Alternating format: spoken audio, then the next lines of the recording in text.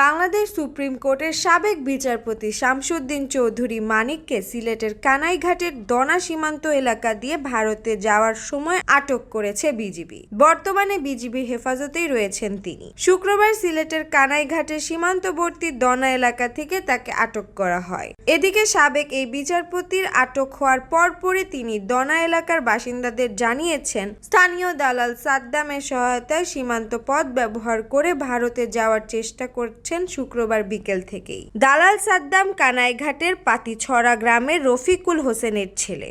আইনশৃঙ্খলা বাহিনী দালাল সাদ্দামের খোঁজে অভিযান চালিয়ে যাচ্ছে। স্থানীয় সূত্র জানায়, শুক্রবার তিনি বিকেলের দিকে দনা সীমান্ত এলাকা পাড়ি দিয়ে ভারতের অভ্যন্তরে প্রবেশ করেন। প্রবেশের পর একটি টিলার মধ্যবর্তী স্থানের কলা গাছের পাতার মধ্যে তাকে শুয়ে থাকতে দেখা যায়। তখন কিছু স্থানীয় লোকজন তাকে জিজ্ঞাসাবাদ করলে তিনি তার নাম শামসুদ্দিন মানিক বলে পরিচয় দেন। এদিকে সামাজিক যোগাযোগ মাধ্যম ফেসবুকে ছড়িয়ে পড়া একটি ভিডিওতে সাবেক বিচারপতি মানিককে বলতে শোনা গেছে, আমি এই দেশে এত কষ্ট করে এসেছি কি বাংলাদেশে ফেরত দেওয়ার জন্য।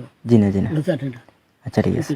আটকের সময় আরো একটি ভিডিও সামাজিক যোগাযোগ মাধ্যম ফেসবুকে ছড়িয়ে পড়েছে। ওই ভিডিওতে দেখা যায় সাবেক বিচারপতির গলায় গামছা বেঁধে হাত দিয়ে ধরে রেখেছে একজন ব্যক্তি।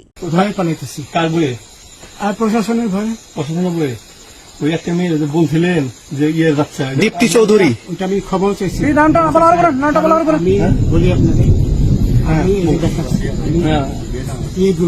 কিসের আমি তো অত রুগী নেই, মিডিয়াতে তো খুব সুন্দর। আচ্ছা আচ্ছা, শোনাচ্ছে আপনার কাছে জানা দিছে? শোনাই, আমার ফোন নাম্বার সব নিয়ে গেছে। আমরা তো বিচারপতি কাউন্টার দিবেন না, সত্য কথাটা বলেন।